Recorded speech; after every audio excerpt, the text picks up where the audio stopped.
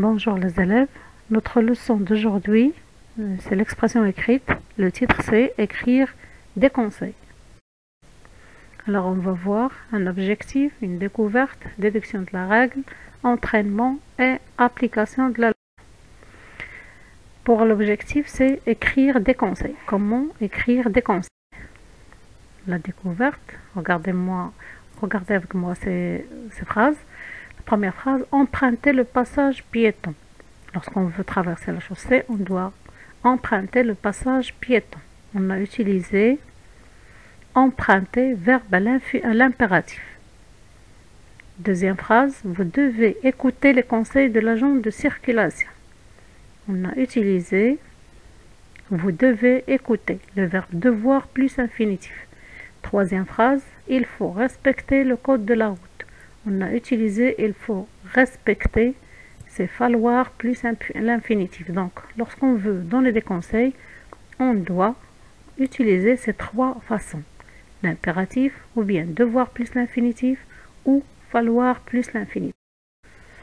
Alors, déduction de la règle, pour écrire un conseil, je dois le faire avec une phrase impérative, ça veut dire une phrase qui commence par un verbe à l'impératif, ou bien le verbe falloir plus infinitif. Il faut faire quelque chose, il faut emprunter, il faut traverser, ainsi de suite.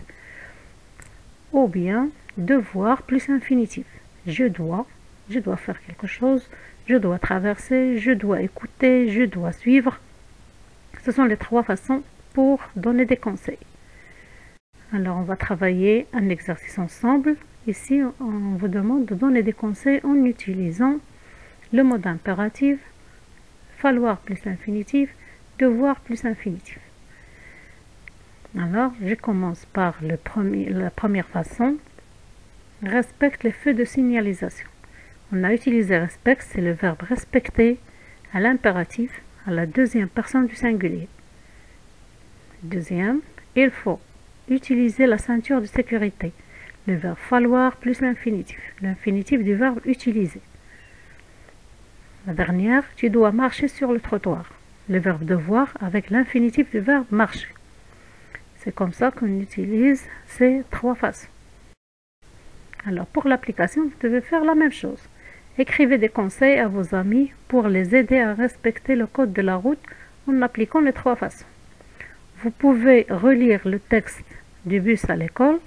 Que dois-je faire? Vous trouverez des phrases qui vont vous aider à donner des conseils à vos camarades. Alors, merci de votre attention et bonne chance.